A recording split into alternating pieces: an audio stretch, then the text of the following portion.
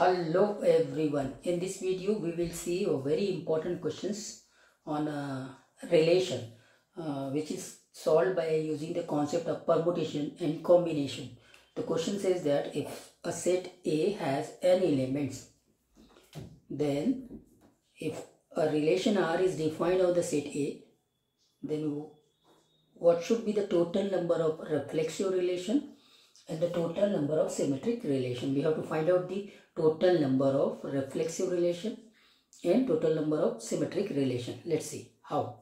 See, A has n elements, so therefore A cross A will have n square elements. Okay, and those elements we will plot over here like 1, 1, 1, 2, 1, 3, like 1, n. Then 2, 1, 2, 2, 2, 3, like that 2, n. Then 3, 1, 3, 2, 3, 3, like that 3, n.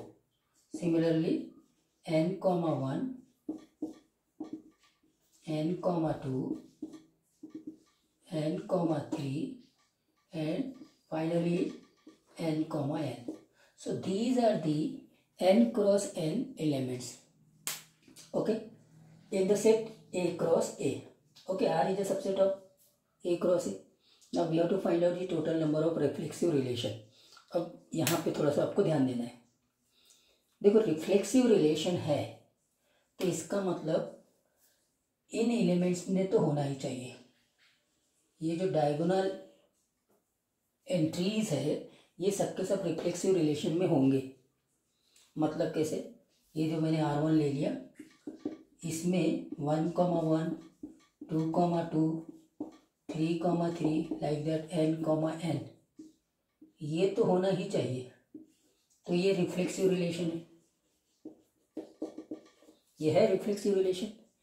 तो अगर मैं दूसरे relation की बात करूँ, 1, 1, 2, 2, 3, 3, n, n, 2, 1, 3, 2, and like that. क्या ये reflexive relation नहीं है? तो ये भी रिफ्लेक्सिव रिलेशन है. करेक्ट है? हाँ, इसीलिए अब आपको यहाँ पे ये काउंटिंग करना पड़ेगा कि total number of reflexive relation क्या होगा. देखो, रिफ्लेक्सिव रिलेशन होने के लिए इन 1, 1, 2, 2, 3, 3, n, ने तो होना ही चाहिए. कोई भी रिलेशन अगर रिफ्लेक्सिव रिलेशन है तो ये वाले एलिमेंट्स तो उसमें आएंगे. मतलब अगर रिफ्लेक्सिव रिलेशन को काउंट करना है तो इनको तो लेना ही पड़ेगा. तो इनके पास में एक ही चॉइस है, ये तो वहाँ प्रेजेंट रहेंगे. कोई रिलेशन मैंने आर ले लिया और उसको रिफ्लेक्सिव बनाना है, ऐसे सोचो. कोई रिलेशन मैंने आर ले लिया और उसको रिफ्लेक्टिव बनाना है, तो इन एलिमेंट को जाना ही पड़ेगा. इनके पास में कोई चॉइस नहीं है. तो हर एक एलिमेंट्स के पास में एक ही चॉइस है. ये जो एलिमेंट्स दिख रहे हैं आपको, इसके पास में 1 चॉइस है, इसके पास में भी एक ही चॉइस है, इसके पास में भी एक ही चॉइस है. जो भी प्रिंसिपल डायगोनल एलिमेंट्स है उनके पास में एक ही चॉइस है. वो रिलेशन जो रिफ्लेक्सिव हम बना रहे हैं उसमें जाने के, उनको जाना ही पड़ेगा. सेकेंड, अब इस एलिमेंट्स की बात करते हैं 1, 2 की. तो ये वहाँ जा भी सकता है, नहीं भी जा सकता, तब भी रिलेशन तो रिफ्लेक्सिव रहेगा. अगर 1, 2 इन सारे एलिमेंट्स के साथ में प्रेजेंट है तब भी रिलेशन रिफ्लेक्सिव है. अगर प्रेजेंट नहीं है तब भी रिलेशन रिफ्लेक्सिव है. बात समझ में आई क्या? तो इसका मतलब इस एलिमेंट्स के पास में 2 चॉइसेस है, इसके पास में भी 2 चॉइसेस है.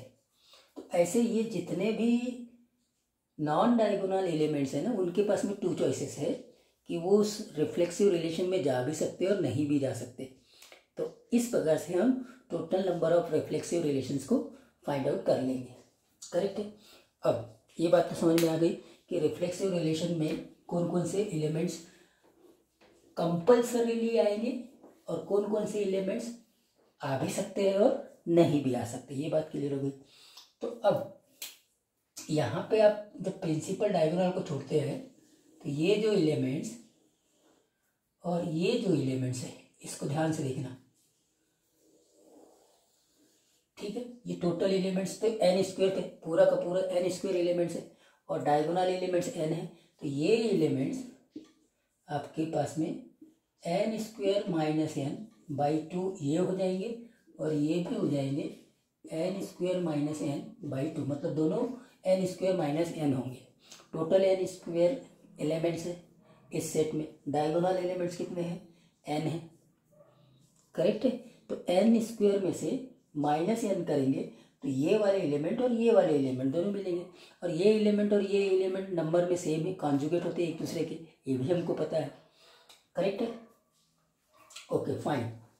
तो अब यहाँ पे ये N square minus N by two, यहाँ पे भी N square minus N by two, total अगर इन दोनों की बात करें तो टोटल ये एलिमेंट्स है एन स्क्वायर माइनस एन।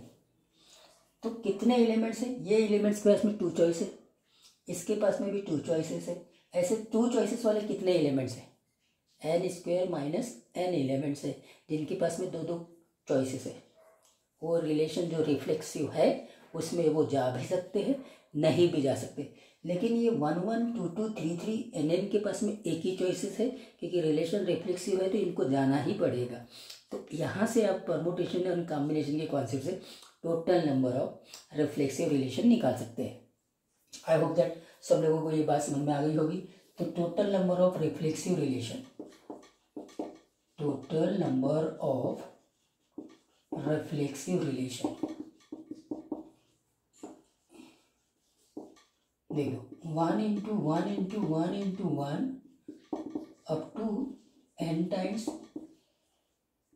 ये मैंने किसके लिए किया होगा, 1 इंटू 1, ये जो एलिमेंट्स 1 1 आइडेंटिटी एलिमेंट्स है ना, ये 1 1 2 2 3 3 इनके लिए, इनके पास में एक ही चॉइस है, और बाकी जो एलिमेंट्स है उनके पास में टू टू चॉइसेस है।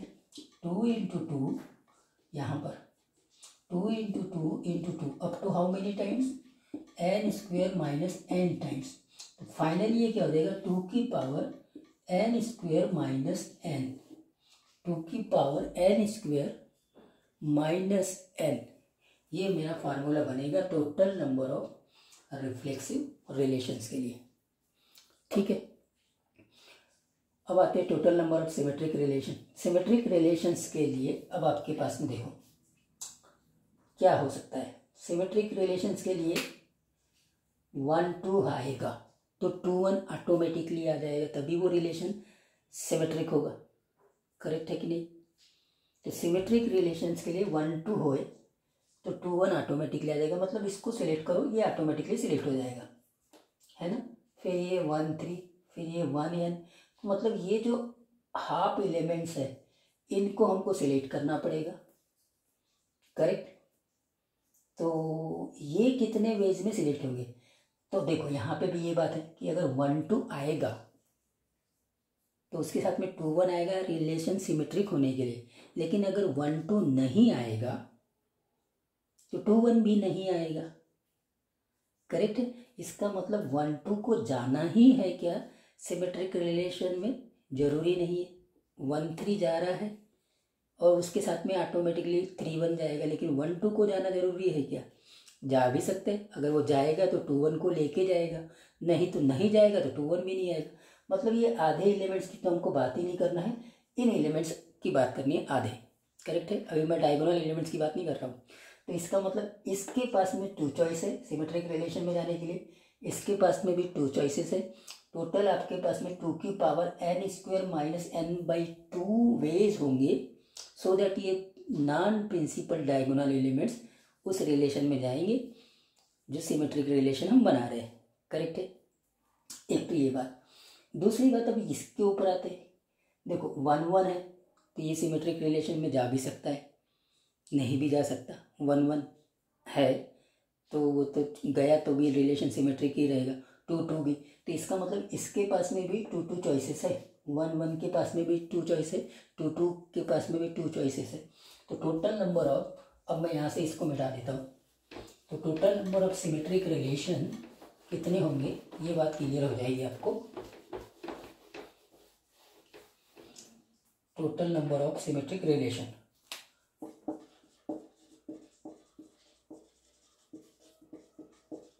सिमेट्रिक रिलेशन देखो आपके पास में जो n डायगोनल एलिमेंट्स है सबके पास में 2 चॉइसेस है, तो ये हो जाएगा 2 की पावर n इंटू, और जो नॉन डायगोनल एलिमेंट्स में प्रिंसिपल डायगोनल्स के ऊपर के एलिमेंट्स या फिर नीचे के, जो भी बोलो, क्योंकि ऊपर को सिलेक्ट करोगे रिलेशन सिमेट्री होना है तो नीचे वाला अपने आप आ जाएगा कॉन्जुगेट एलिमेंट्स। तो वहाँ पे n square minus n divided by q total elements है, और ईच एलिमेंट्स के पास में 2 चॉइसेस है, तो ये हो जाएगा 2 की power n square minus n by 2। Simplify करो, n square minus n by 2, तो ये हो जाएगा 2 की power n square plus n by 2। तो आप इसको ऐसे लिख सकते हैं n into n plus 1 by 2। ये फार्मूला बनेगा n इंटू 2 की पावर में n into n plus 1 by 2 is the total number of symmetric relation in a set A having n elements, और 2 की power n square minus n is the total number of reflexive relation in the set A having n elements, and the relation R is defined on the set A। तो I hope that ये दोनों बातें अब clear हो गई होगी।